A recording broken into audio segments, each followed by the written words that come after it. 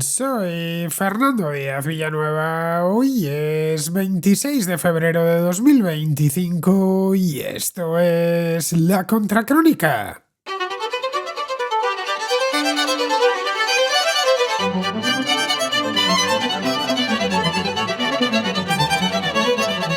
Este lunes Estados Unidos adoptó una postura un tanto sorprendente al alinearse con Rusia y China en el Consejo de Seguridad de la ONU para apoyar una resolución redactada en Washington que evitaba culpar a Rusia por la invasión de Ucrania y pedía ya de paso una conclusión rápida a la guerra. Este giro diplomático, inesperado, como vemos, coincidía con el tercer aniversario de la invasión rusa, momento elegido por un numeroso grupo de mandatarios europeos para reunirse en Kiev junto a Volodymyr Zelensky y conmemorar juntos la fecha. En paralelo, Donald Trump anunciaba que estaba en esos momentos negociando un acuerdo de desarrollo económico con el gobierno de Vladimir Putin. El cambio con la administración Biden es drástico, como podemos ver. Durante los últimos 3 años, Estados Unidos se había erigido en el líder de las potencias occidentales frente a Rusia, a las que sancionaron en repetidas ocasiones por haber violado de forma flagrante el derecho internacional. La resolución estadounidense obtuvo 10 votos a favor en el Consejo de Seguridad, pero 5 países europeos, entre ellos el Reino Unido y Francia, se abstuvieron, evidenciando así la más que evidente división entre Europa y Estados Unidos en temas como el de Ucrania. Aunque Francia y el Reino Unido tienen poder de veto, en tanto que son miembros permanentes del Consejo de Seguridad, evitaron usarlo contra Estados Unidos, lo que vendría a decirnos que aún creen en salir de este atolladero por las buenas. Ese mismo día, Trump recibió al presidente francés, Emmanuel Macron, en la Casa Blanca, en espera de que el primer ministro británico, Keir Starmer, vuele a Washington esta misma semana. La reunión fue cordial y a su término, Macron subrayó que cualquier acuerdo de paz debe incluir garantías de seguridad para Ucrania. Esas garantías de seguridad han de incluir necesariamente fuerzas de mantenimiento de la paz. Trump no puso problema alguno en ello, según reveló Macron, aunque la Casa Blanca luego matizó esa afirmación recordando que Estados Unidos no participará de ninguna manera en esa misión. En contraste con el Consejo de Seguridad, la Asamblea General de la ONU, que cuenta con 193 miembros, aprobó este mismo lunes una resolución ucraniana que sí culpaba a Rusia. A esa resolución se opusieron Estados Unidos, Rusia, Corea del Norte y Bielorrusia. Desde Washington presionaron a Zelensky para que abandonasen esa resolución y se centrasen en el plan de paz estadounidense, pero Ucrania se mantuvo firme y ganó un amplio apoyo en la Asamblea.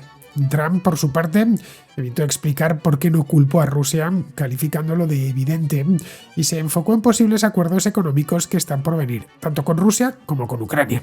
Según indicó, la futura paz en Ucrania les permitirá acceder a los recursos minerales de aquel país, especialmente a los yacimientos de tierras raras.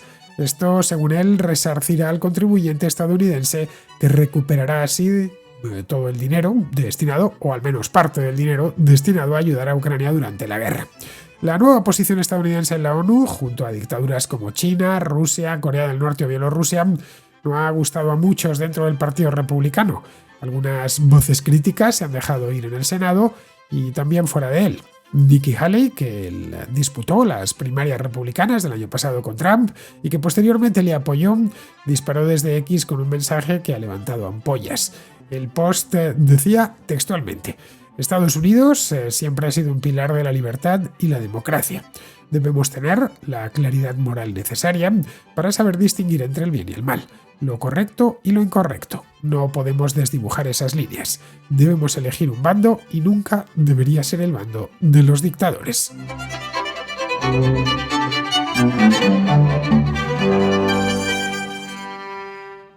El gobierno de Estados Unidos, presidido, como bien sabemos todos, por Donald Trump, nos sigue dando sorpresas. No hay día en el que no tengamos una novedad sobre Donald Trump. Os decía la semana pasada que esto podría ser problemático a partir del cuarto mes y nos da que hablar todos los días. Yo, desde luego, desde que tomó posesión, y esto fue ya hace más de un mes, el día 20 de enero, pues no sé ni cuántos programas le he dedicado a Donald Trump por sus sucesivas declaraciones, intenciones, movimientos, viajes. Bien, en este caso no ha sido un viaje, ha sido la decisión, entiendo que de Donald Trump directamente, aunque la llevó a término su delegación, la delegación de Estados Unidos en Naciones Unidas. Esto sucedió este mismo lunes. Como veis, se me van acumulando las historias, me las tengo que llevar los días siguientes. Esta ha sido una sorpresa, o quizá no tanto, pero bueno, dejémoslo en sorpresa porque hace solo un mes nos hubiera sorprendido algo así. ¿Qué es lo que sucedió el lunes? Pues sucedió que la delegación estadounidense en Naciones Unidas llevó al Consejo de Seguridad una resolución en la que, y esto es así, se exculpaba a Rusia de la invasión de Ucrania. Sí, tal cual, se exculpaba a Rusia de la invasión de Ucrania. Es consistente con lo que Donald Trump decía la semana pasada, es decir, no es nada nuevo, no deberíamos en principio sorprendernos. El Consejo de Seguridad de Naciones Unidas, como bien sabe pues casi cualquiera que entienda estas cosas o que se haya preocupado de saberlas, está compuesto por 15 miembros exactamente, de los cuales solo 5 son permanentes. Esto es una especie de privilegio que tienen 5 países del mundo, concretamente Estados Unidos, Rusia, antiguamente la Unión Soviética, China, antiguamente la República de China, es decir, Taiwán, Francia y el Reino Unido. Es decir, los vencedores de la Segunda Guerra Mundial. Los 10 miembros restantes, porque como os decía el Consejo de Seguridad tiene 15 miembros, son en estos momentos, me lo he venido a apuntar aquí, son Argelia, Dinamarca, estos van cambiando continuamente, Grecia, Pakistán, Corea del Sur, Sierra Leona, Guyana, Panamá, Somalia y Eslovenia. Son miembros temporales, o mejor dicho, más que temporales, rotativos. Están un año allí, creo recordar. Digamos que estos miembros no permanentes son algo así como miembros de relleno para acompañar a las 5 grandes potencias. Pues bien, lo que hizo Estados Unidos fue llevar hasta el Consejo un documento que bien podría haber sido redactado en Moscú. Esa es la verdad. De hecho, los rusos y los chinos lo apoyaron de mil amores. Los 2 miembros europeos del Consejo de Seguridad, que son Francia y el Reino Unido, como ya os decía, votaron en contra.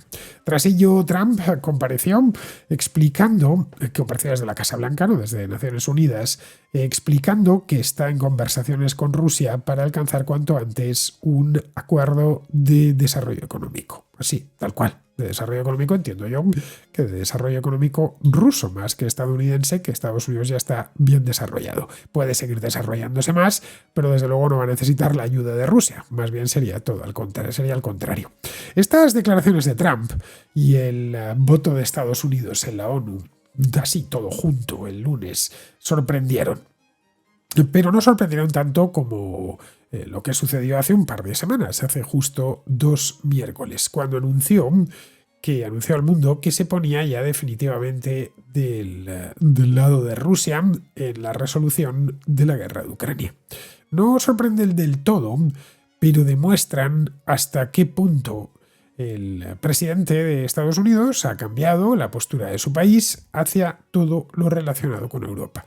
Esto es algo de lo que venimos hablando desde hace ya unos cuantos días y la realidad no hace más que ir confirmando nuestros peores temores.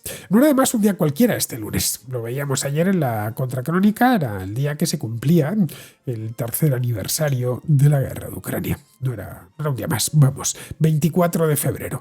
El 3er aniversario de aquel disparate que se le ocurrió hacer a Vladimir Putin tal día como este lunes hace 3 años, en el año 2022. Bien, pues ese momento lo aprovecharon los mandatarios europeos, se lo habían reservado todos, para viajar todos en comandita hasta Kiev. Y ojo, no es un viaje fácil, ya que a esa ciudad solo se puede llegar en tren. De hecho, ya son comunes las fotos de mandatarios de distintas partes del mundo que llegan hasta Kiev y se ve cómo descienden por la escalerilla, en este caso no del avión, sino de la del tren, y hay algún miembro más o menos importante del gobierno ucraniano esperándoles en el andén.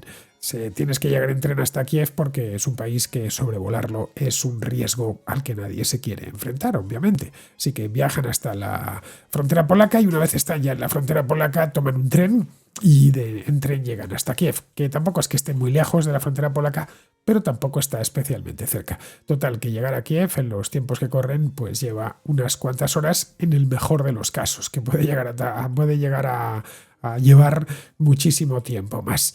Así que esto es lo que habían previsto, con tiempo además, todos los líderes europeos. La idea era que querían arropar a Volodymyr Zelensky, lo cual pues tiene perfecta lógica, en tanto que es el presidente del país, y conmemorar juntos el tercer aniversario de la invasión rusa. El hecho es que ese mismo día, es decir, el lunes, la Asamblea General de Naciones Unidas, en la que están representados no 15, sino 193 estados, pues todos los países que hay en el mundo, había aprobado una resolución impulsada por la propia Ucrania, en la que se culpa a Rusia de la guerra. La mayor parte de los países representados votaron a favor, un total de 93, 65 se abstuvieron y 18 votaron en contra.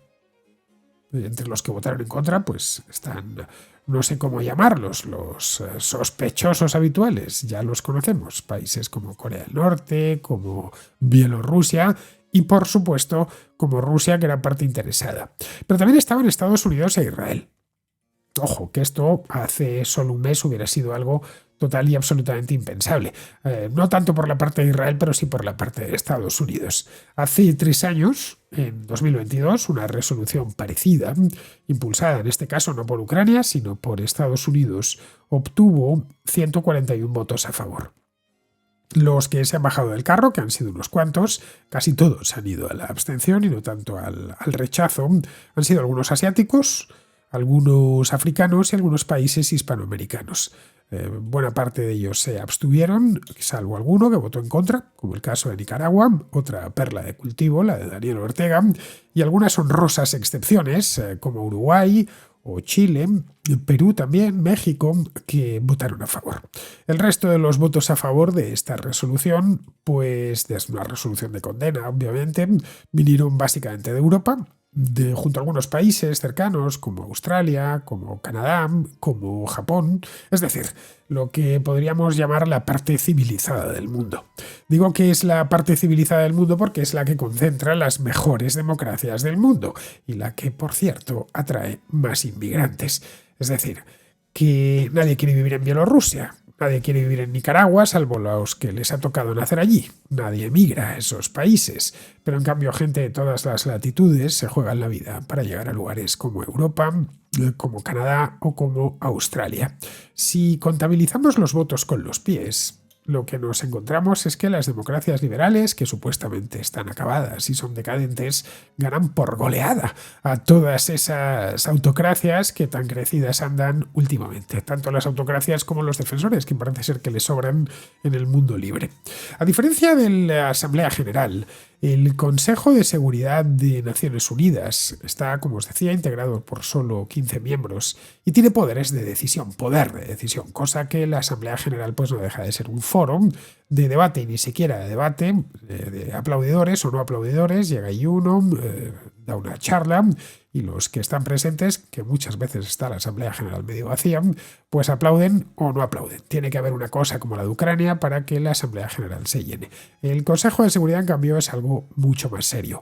Es una versión reducida y con poderes ejecutivos de esta Asamblea General. Así que en los asuntos de la ONU, lo poco que se despacha siempre en el Consejo de Seguridad. Dentro de los que están en el Consejo de Seguridad, ya digo, estos 15, 2 permanentes y los otros temporales, rotativos, 5 de estos 5, hay 5 países europeos en total, junto con Francia y el Reino Unido, pues los 5 se abstuvieron, entre ellos el Reino Unido y Francia, lo que pone de relieve la creciente brecha entre Europa y Estados Unidos en torno al conflicto Ucrania. Francia y Gran Bretaña tienen poder de veto en el Consejo de Seguridad, es decir, que podrían haber frenado esta resolución, pero se mostraron reacios a usar ese poder de veto contra Estados Unidos, habida cuenta de que esto no lo había llevado Rusia o China al Consejo de Seguridad, sino que lo había llevado Estados Unidos. ¿Por qué? Pues seguramente las razones solo las saben ellos, pero seguramente para no empeorar las cosas más de lo que ya están. El presidente de Francia, Emmanuel Macron, además se reunía con Trump en la Casa Blanca ese mismo lunes. Como veis, este lunes pasaron muchísimas cosas y el primer ministro británico, Keir Starmer, pues volará a Washington, está previsto a finales de esta semana. Creo que estará por allí reuniéndose con Donald Trump el viernes. Se han decantado, en definitiva, por la prudencia, lo cual dice mucho y muy bueno de ellos, porque precipitarse siempre y en toda circunstancia es malo.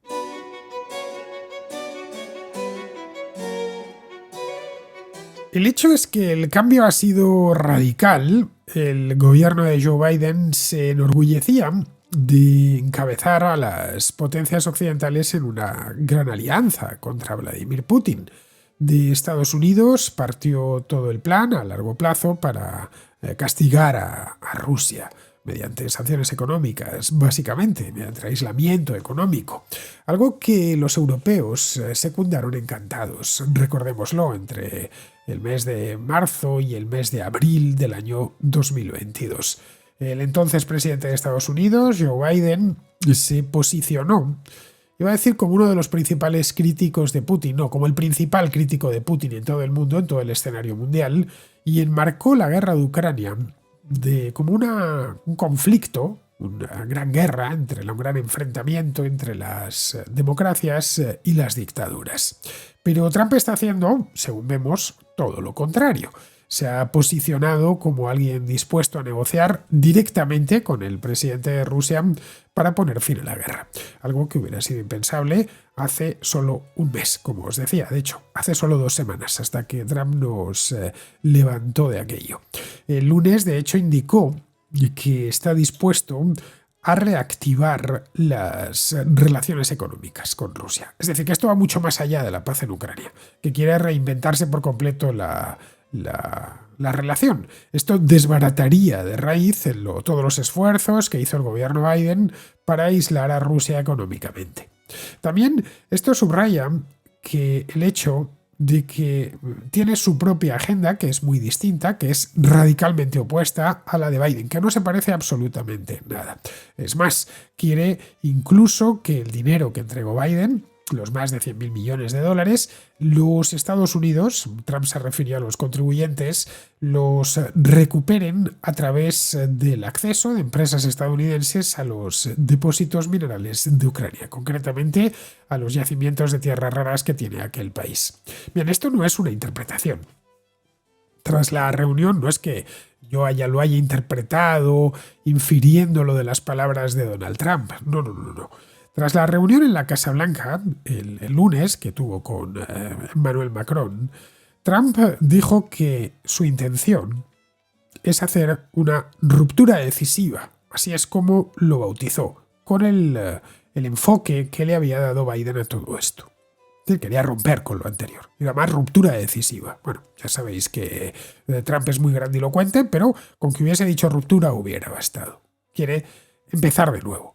Dijo también que está a punto, ya veremos hasta cuánto es cierto de eso, pero que está a punto de firmar un acuerdo con Ucrania que le daría a Estados Unidos acceso a los recursos minerales del país. Esto ya lo intentó hace 2 semanas y la cosa no le salió. Seguramente están negociándolo. Lo que desconocemos es, porque Ucrania no se ha manifestado al respecto, lo que desconocemos es cuán avanzado está ese acuerdo.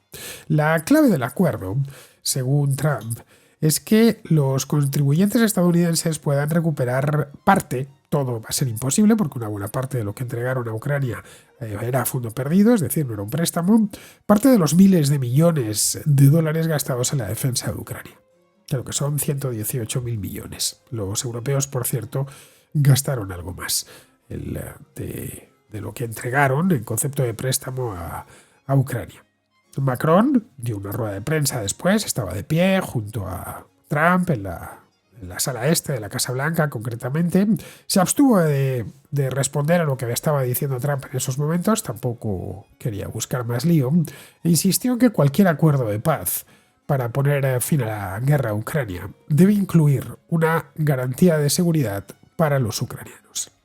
El lunes, como os decía, varios mandatarios occidentales se reunieron en Kiev para conmemorar el 3er aniversario de la invasión rusa. Fue un total de 14 delegaciones.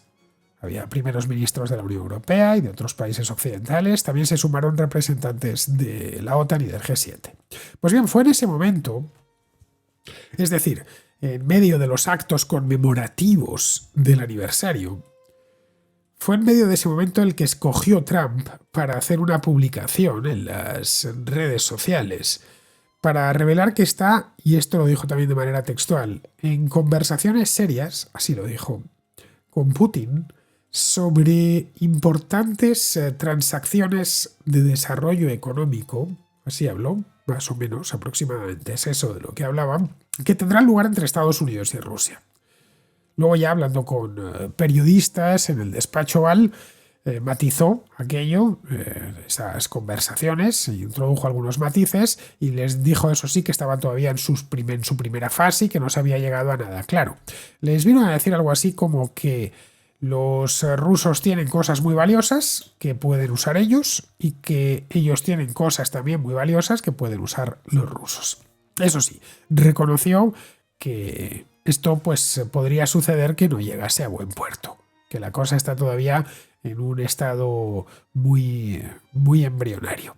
Rusia, al igual que Ucrania, posee grandes depósitos de tierras raras, es lo que se estima.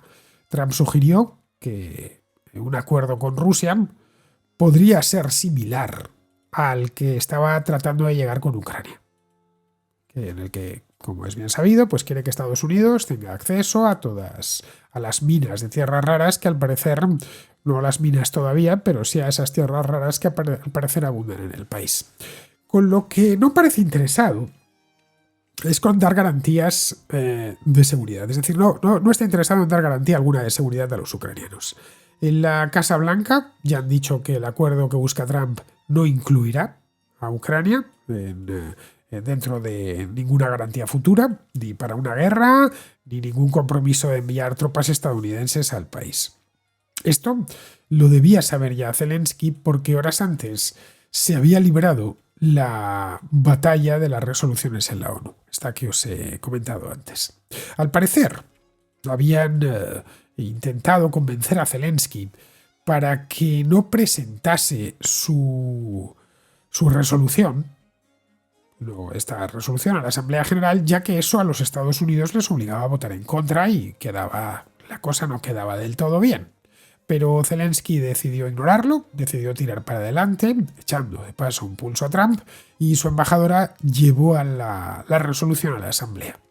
Fue entonces cuando la delegación estadounidense llevó la otra resolución, en este caso el Consejo de Seguridad, que era la demostración palmaria del cambio de opinión del gobierno de Estados Unidos ante el mundo. La noticia, de cualquier modo, sorprendió más dentro de Estados Unidos que fuera. Ya digo, fuera estamos un poco curados de espanto después de todo lo que hemos visto en los últimos 15 días. Trump se negó, por ejemplo, a responder a la pregunta de un periodista sobre por qué Estados Unidos no apoyaba la resolución que culpaba a Rusia por la guerra. Le dijo textualmente: preferiría no explicarlo ahora. No sabemos cuándo pretende explicarlo, pero dijo algo así como: preferiría no explicarlo ahora, pero creo que es algo evidente. Más o menos dijo eso. Algunos republicanos en el Senado le criticaron, y también lo hizo Nikki Haley, por cierto. El año pasado, hasta por estas fechas, se había estrenado en la contra, recordad, cuando estaba dándole seguimiento a las primarias. Las perdió.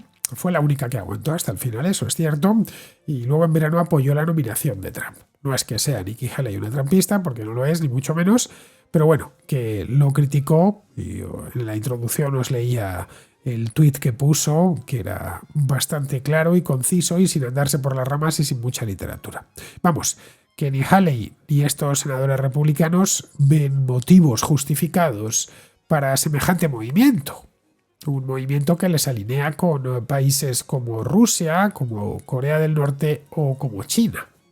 Las Naciones Unidas no son, y a su historial me remito, no son un árbitro moral de nada. Eso es la verdad. Pero al menos Estados Unidos, durante años, durante décadas, ha intentado llevar la bandera en Naciones Unidas de la democracia liberal, en una organización que está llena, como bien sabemos, de dictaduras y de regímenes autoritarios. Pues bien, el lunes Estados Unidos se alineó con esos regímenes. ¡Qué momento tan lamentable, de verdad! Lo recuerdo mientras lo estaba viendo. Caray, y no es que lo vea yo, es que si esto lo viese Ronald Reagan, correría a gorrazos a Trump. Le correría a gorrazos con esas gorras rojas de MAGA. La resolución, la promovida por Ucrania y los países europeos, es que luego era muy suavecita, es que ni siquiera era contundente, se limitaba a señalar. Y decía algo así, mostramos nuestra preocupación por la invasión que ha hecho... No que ha hecho, por la invasión de Ucrania, ni siquiera hablaba de Rusia. Por parte de la Federación Rusa, la invasión a gran escala. No pinchaba, no hacía sangre. Decía que esa invasión había tenido unas consecuencias funestas, devastadoras y muy duraderas para los ucranianos. De hecho, pedía después un cese rapidísimo de las hostilidades. Caray, a poco que uno lea esa resolución, lo primero que ve es que quienes la redactaron pesaron al gramo cada una de las palabras, con la intención manifiesta de atraerse a Estados Unidos. Pero incluso algo tan inocente le parecía a Trump como una reprimenda demasiado grande para Vladimir Putin. Estados Unidos ha apoyado resoluciones como esta, bueno, y mucho más duras, desde que comenzó la guerra, pero ahora está votando con todos los granujas del mundo en lugar de hacerlo con sus aliados. Antes de eso, trataron de presionar a Ucrania para que retirara su resolución a favor de un borrador hecho por ellos, en el que no se citaba a Rusia como agresor en la guerra. Porque su obsesión era no aparecer. Estaban ya presos los diplomáticos estadounidenses de los desvaríos de Donald Trump. Y como él no había exculpado a Rusia, pues ya ha obligado a toda la diplomacia estadounidense a seguir en la misma narrativa. Los ucranianos, como es comprensible, pues se negaron. La resolución en sí no tiene efecto práctico alguno. Ninguna resolución de las Naciones Unidas lo tiene. Pero viene a señalar que el giro de Trump hacia Rusia ya es poco menos que definitivo. No sé, tal vez crea que decir la verdad sobre Rusia hará que Putin se aleje de las negociaciones con Ucrania. Igual, no vamos tampoco a molestarle. Ronald Reagan, que aparte de correr a gorrazos a Trump si estuviese vivo después de esta, Ronald Reagan, que también buscaba poner fin a la Guerra Fría, y lo consiguió, por cierto, y lo consiguió ganando, nunca dudó en decir la verdad sobre la Unión Soviética. Y estaba negociando con los soviéticos. Pero desde una posición de fuerza. Se reunía con Gorbachev, que en aquel entonces ocupaba militarmente media Europa, pero se lo recordaba continuamente. Fue Reagan quien se plantó frente al muro de Berlín, a la altura de la puerta de Brandeburgo, y exigió a Gorbachev que derribase ese muro. ¿Hubiera hecho Trump ahora esto? Pues permitidme dudarlo. Esto sucedió en 1987, junio del 87. Y llevaban ya 2 años reuniéndose de forma periódica Reagan y Gorbachev. Se habían visto en Ginebra en el 85, se volvieron a ver en Reykjavik, en Islandia, en el año 86. Sus equipos se habían visto muchas más veces. Pero Reagan sabía que no era una moral, sabía que estaba en el lado bueno. Y no temía llamar a la Unión Soviética imperio del mal. En eso consiste la paz a través de la fuerza, esta de la que hablábamos ayer. Reagan no tenía miedo a los soviéticos, y no le preocupaba lo más mínimo molestarles. Trump parece que sí tiene miedo a los rusos, o quizá no les teme y tan solo está despachando sus propios asuntos personales y dando salida a sus propias obsesiones. Esa fijación que tiene con Biden y con los países europeos, lo único que demuestra es su debilidad. Y que, como decía el otro día David Jiménez Torres, en una columna magnífica en el diario El Mundo, parece más preocupado por ganar guerras culturales que por hacerlo con las reales.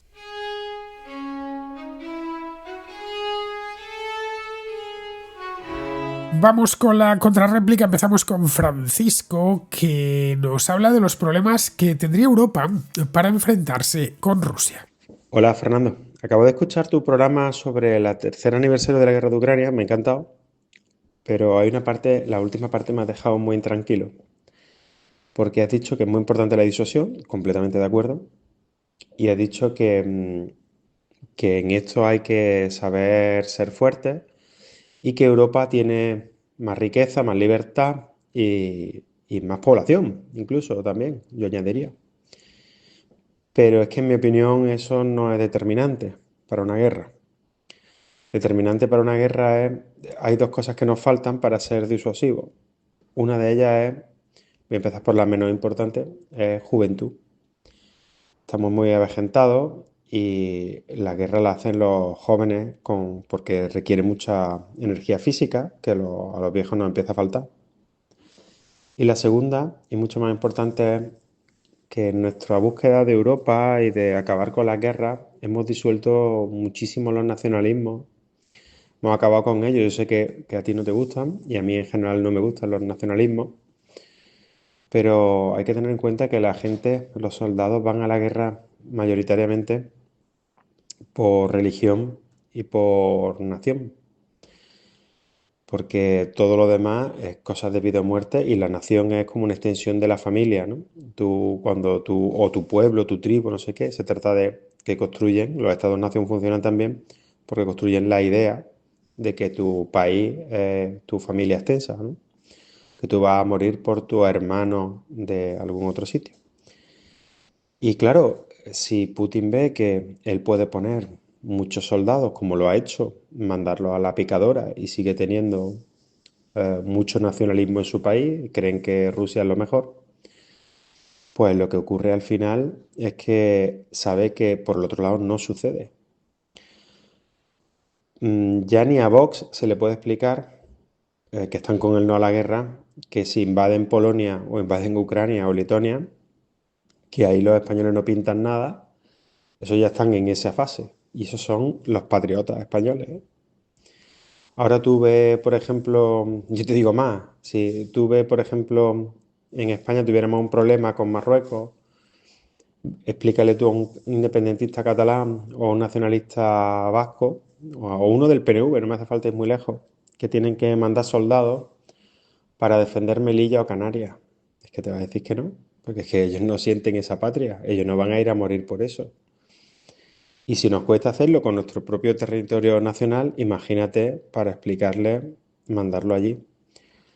En definitiva, que por mucho que no nos guste el nacionalismo o el patriotismo, que lo hemos discutido mucho en tu contrarréplica, pues tiene un objetivo neto, un beneficio neto a la hora de defender la patria, ¿no? O defender la frontera. Y si tú disuelves ese sentimiento en soy ciudadano del mundo, da igual, no puedes estar orgulloso de donde has nacido porque no eliges dónde nacer, como si eligiera a tu madre y no pudiera estar orgulloso de que fuera tu madre, pero bueno, o tu padre. Pero bueno, como hemos disuelto eso, como eso está de facto disuelto en Europa en términos generales, pues yo veo muy difícil que seamos disuasorios con Rusia. Así que a ver si me das la vuelta a este pensamiento pesimista. Muchas gracias por tu programa y un abrazo a todos los contraescuchas. Pues mira, Francisco, respecto al envejecimiento de la población, a ver, Rusia está tan envejecida como la mayor parte de países de Europa, ¿eh? La edad media en Rusia es de ronda los 40 años. Es decir, lo mismo que Polonia o que Francia. En Alemania es algo superior, es de 48 años, pero vamos, no muy superior. La tasa de natalidad en Rusia está por debajo de la tasa de reemplazo desde hace un montón de tiempo. Vamos, que las rusas tienen tan pocos hijos como cualquier europea. En ronda ahora creo que son 1,5 hijos por mujer aproximadamente. Ya sabes, la tasa de reemplazo es 2,1. Razón por la cual el gobierno de Putin, pues hace ya tiempo, puso en marcha una serie de medidas natalistas que, la verdad sea dicha, pues no han tenido mucho éxito. De hecho, el país hoy tiene menos habitantes que a principios de los años 90, cuando la Federación Rusa se separó de la URSS. En aquel entonces tenía casi 150 millones de habitantes y hoy tiene 143 millones. Caray, compáralo con España, que en 1991 tenía 38 millones de habitantes y hoy tiene 49 millones. De hecho, Ucrania, que para luchar allí se ha visto obligado, para luchar en Ucrania, a enviar minorías étnicas de las provincias asiáticas, que son más fecundos que los rusos étnicos. Bueno, ya hasta norcoreanos, caray. Es decir, que el problema de recursos humanos que tiene Rusia es más acuciante, casi te diría yo, que en la propia Europa, porque Europa atrae población del exterior, en cambio a Rusia, pues salvo algunos tayikos o uzbecos, Nadie se quiere ir a vivir allí. Esos tayikos uzbecos emigran a Moscú porque no pueden emigrar a Londres, que si no emigrarían a Londres. Pero es que no solo son menos, es que también viven sensiblemente menos que los europeos. Los hombres en Rusia tienen una esperanza de vida media al nacer de 67 años. En España los hombres tienen una esperanza de vida media al nacer de 81 años, casi 81 años el año pasado. Y las mujeres de 86. Esto solo significa, significa por un lado que se mueren antes y además significa que su salud es mucho peor, entre otras cosas porque abusan del alcohol. Y abusan del alcohol mucho más que en Occidente. Pero no sé bien por qué. Seguramente porque su propaganda es muy machacona. Nos hemos convencido, mucha gente se ha convencido de que Rusia es algo así como un país virtuoso, de familias perfectas, con 5 hijos, misa dominical y la vida resuelta. Y no es así. Es una sociedad mucho más dura que la nuestra, y tú lo sabes, Francisco, caray, porque estás casado con una rusa. Respecto a lo que comentas de los nacionalismos, a ver, la gente va a la guerra cuando les agrede, ya. De la misma manera que tú respondes violentamente si antes te han agredido violentamente, nada más. En España y en buena parte de Europa tenemos profesionalizado la defensa, el ejército. Es decir, que de ser agredidos respondería un cuerpo profesional. Y si fuese necesario ya se pasaría a la recluta. Si se ven obligados a dar ese paso es que la agresión ya se ha producido. Y la estamos sintiendo en carne propia. El nacionalismo es muy útil cuando lo que quieres emprender son guerras de conquista, que son injustificables siempre. Los nazis llenaron la cabeza de odio a los alemanes, iba a decir de mierda también, muchísima, para empujarles a una guerra que era de conquista. A los británicos que no querían la guerra.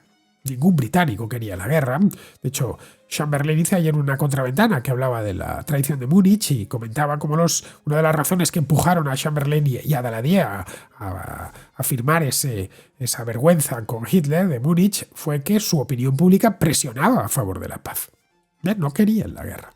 Bien, les bastó con ser agredidos para resistir como leones. ¿Vale? Es cierto, tenían la suerte de contar con el Canal de la Mancha y la Royal Navy, sin ambos lo hubieran tenido mucho más difícil, pero no odiaban a los alemanes hasta que les agredieron.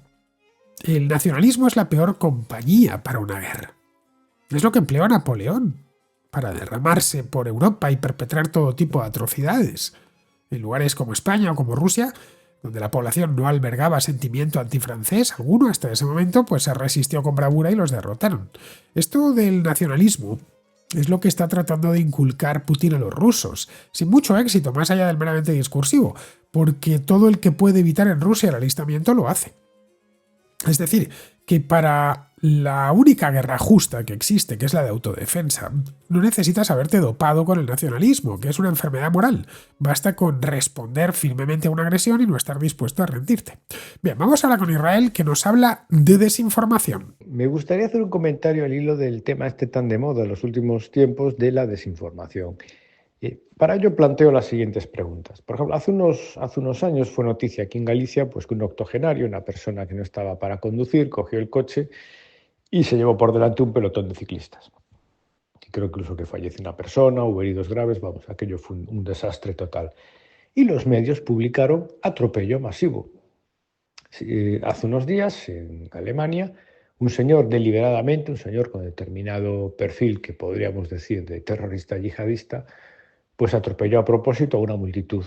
Y los medios publican o titulan atropello masivo.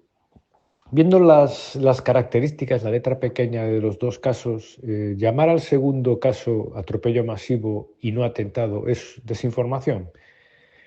Del mismo modo, en Gran Bretaña, cuando otro yihadista, pues en este caso no atropelló, apuñaló a 3 chiquillas, salió la ministra responsable de Interior a decir pues que no se trataba de un atentado. La prensa, y todavía algo de prensa hay, preguntó, bueno, ¿en qué se basan ustedes para decir que no fue un atentado? Respuesta de la ministra, disculpen, hay una investigación en curso, no podemos dar más detalles. Repasemos la situación. A la pregunta de si se trata de un atentado no contesta, perdonen, hay una investigación en curso, les iremos informando. No, desliza lo que le interesa, no es el mantra, no hay atentados en Gran Bretaña, y después se escuda en que hay una investigación para no dar detalles. Lo mismo sucedió con el perfil del atacante. Enseguida las autoridades británicas laboristas dijeron que se trataba de una persona nacida en Cardiff.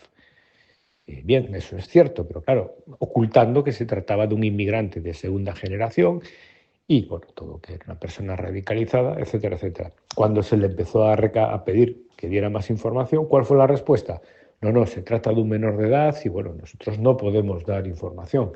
Entonces, para deslizar la información que le interesaba, el mensaje, el mantra de, oiga, que es una persona nacida en Cardiff, es tan inglesa como Jeremy Clarkson. Para eso sí, para el otro no. Eso cuenta como desinformación, porque esta forma de informar es un poco extraño. Lo mismo sucede, por ejemplo, con la pareja sentimental de la señora Ayuso. Va a declarar y hay un enjambre de periodistas persiguiéndole. Sin embargo, a Errejón o a Monedero nadie les persigue con la cámara por la calle. Bueno, Vito Quiles, pero bueno, de las grandes cadenas de televisión, de los medios serios, que persiguen a unos, pero no persiguen a otros.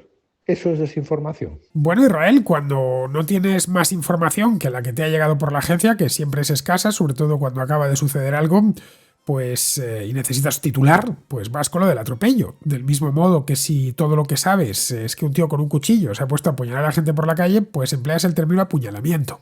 Para que pongas atentado terrorista en un titular, tienes que tener muy claro que es un atentado terrorista. En inglés, para decir atentado, emplean el término attack, de que a veces se hacen esas traducciones tan graciosas de ataque terrorista. Bien, dice, es attack terrorist attack, exactamente.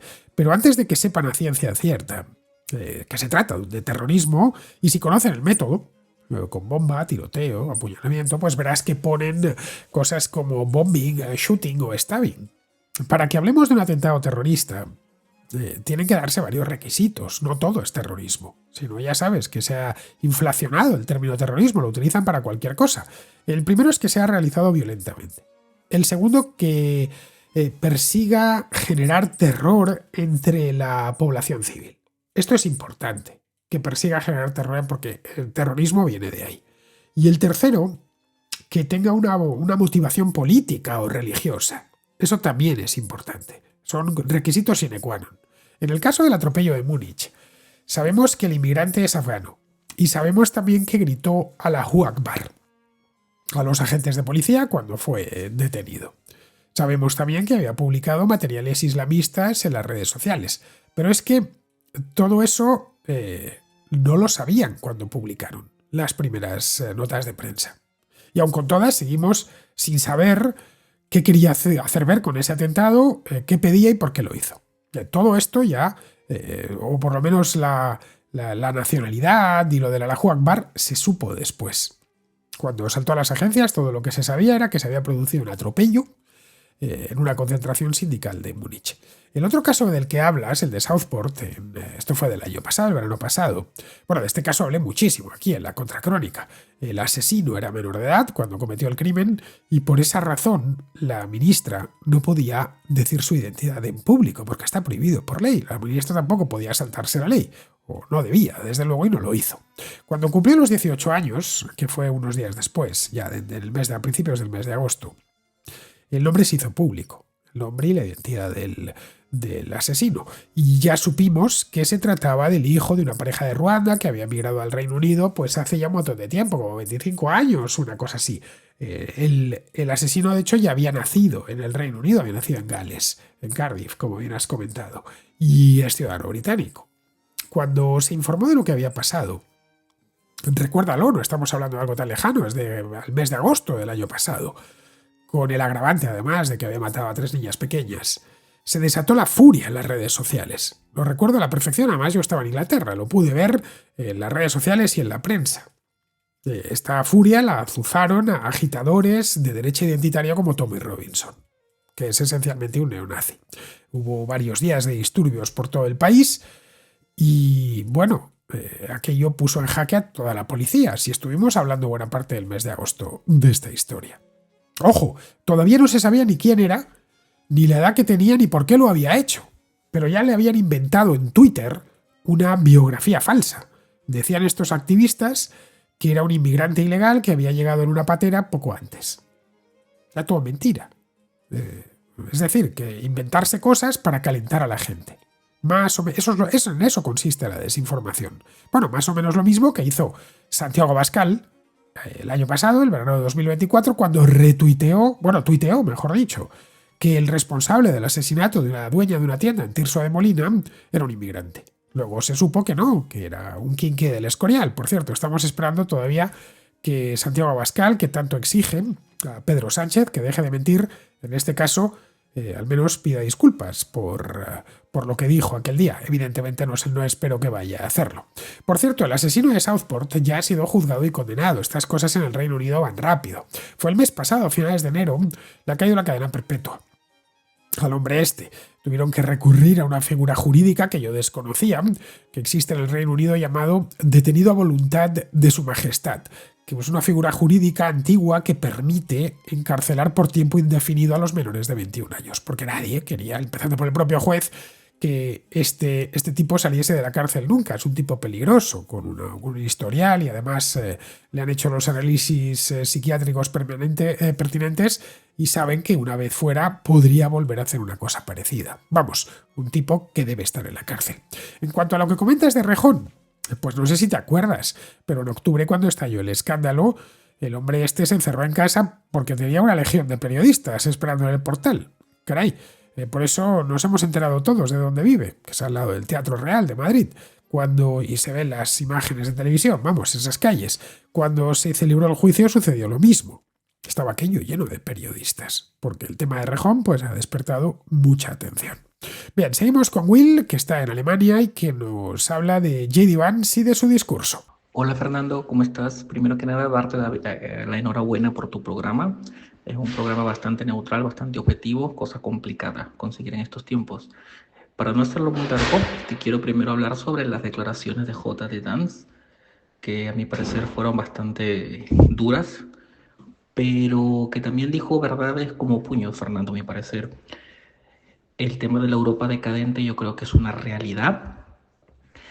Adicionalmente, Fernando, me parece que cuando él habla del tema de la migración, yo creo que ese tema deberías mojarte un poco y deberías decir las cifras por criminalidad, por nacionalidad. Es importante decirlo para ver realmente nosotros determinar si es realmente un problema o no.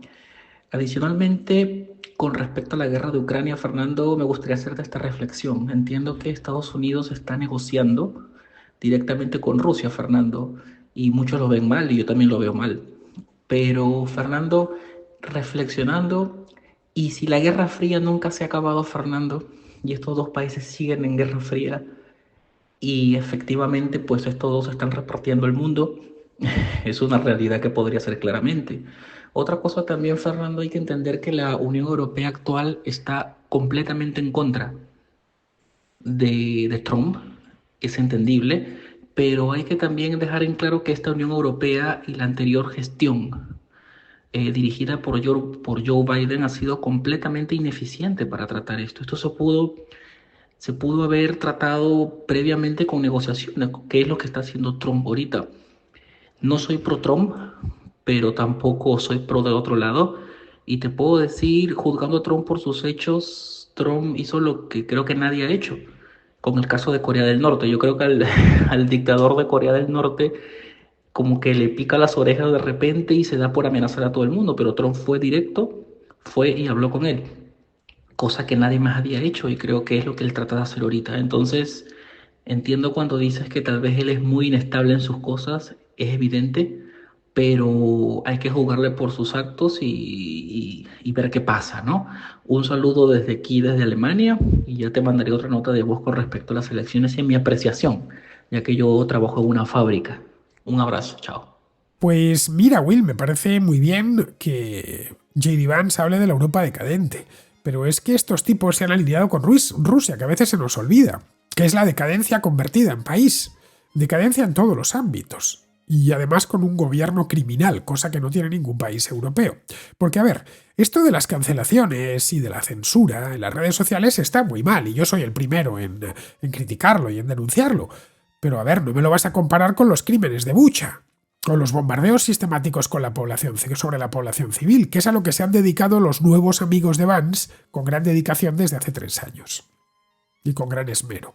No me vas a poner en el mismo plano la cancelación de un tipo por unos woke y el bombardeo de una ciudad llena de civiles. Es que no se puede poner al mismo nivel porque no están al mismo nivel. Pero es que, aunque solo sea ya por una cuestión de gravedad de los pecados, debería haber empezado por explicar todo esto al gobierno ruso antes de explicárselo a los gobiernos o de aleccionar a los gobiernos europeos. En cuanto a la inmigración, pues yo no sé muy bien qué entiendes por mojarte. Quizá hablar de este tema. Bueno, he hablado cientos de veces aquí en la contrarréplica de los domingos de inmigración. De hecho, he hecho aquí hasta programas especiales. He hecho a la contras en la calle hablando de inmigración. Vamos, que si por mojarse entiendes eso, pues, en fin, me he mojado más que suficiente. Si por mojarse entiendes dar la razón a los identitarios, olvídate, yo no soy un activista político. Y me debo a los hechos, no a la propaganda de un partido político. Respecto a las cifras de crímenes por nacionalidad, pues a ver, las he comentado aquí en más de una ocasión. Pero ahí tendríamos el problema de que si identificamos inmigrante con delincuente, como hace esta gente, porque su tasa de criminalidad es algo más alta, tendríamos por las mismas que identificar masculinidad con violación, porque la inmensa mayoría de las violaciones las perpetran hombres. Es decir, entraríamos en la misma lógica que las feministas radicales. No podemos culpar a todos los hombres de lo que hacen unos pocos, y no podemos culpar a todos los inmigrantes de lo que hacen unos pocos. Caray, hay que perseguir el crimen y encarcelar a los criminales, no obsesionarse con si es hombre o si viene de otro país. En cuanto a lo de Rusia, pues naturalmente que se ha intentado negociar. Donald Trump no ha sido ni mucho menos el primero en llegar a esto. Antes de que empezase la guerra, algunos mandatarios europeos, como Macron o como Scholz, fueron a Moscú para que Putin recapacitase. Acuérdate, esto es hace 3 años. Le recibió en una mesa kilométrica, tan larga que el fotógrafo necesitaba un angular extremo para que entrasen los dos. Una vez ya empezó la guerra, por supuesto, Putin la recibió con todo el desprecio del mundo. Una vez había comenzado la guerra, pues el gobierno turco planteó unas negociaciones en Estambul con Erdogan de mediador que no llevaron a ningún sitio porque las exigencias de Putin eran maximalistas. En 2023 lo intentaron los chinos y sucedió lo mismo. Putin no ha querido la paz en ningún momento, salvo que fuese en sus propios términos. Y bueno, eso parece lo que va a conseguir con el concurso entusiasta, por cierto, de Donald Trump y de J.D. Vance. Bien, pues vamos a ir terminando, vamos con Pizarro, que nos habla del 3er aniversario de la guerra de Ucrania. Elegimos bando sin ser consultados, y nuestros estrategas han perdido la guerra, el paraguas estadounidense y la compostura frente al oso. Se acabó la expansión y empieza el control de daños a cargo de los brillantes estrategas. Un cordial saludo de Pizarro. Y hasta aquí, queridos amigos, llega la contracrónica de hoy. Estamos a 26, mañana es 27 y estaré aquí de vuelta. Hasta mañana.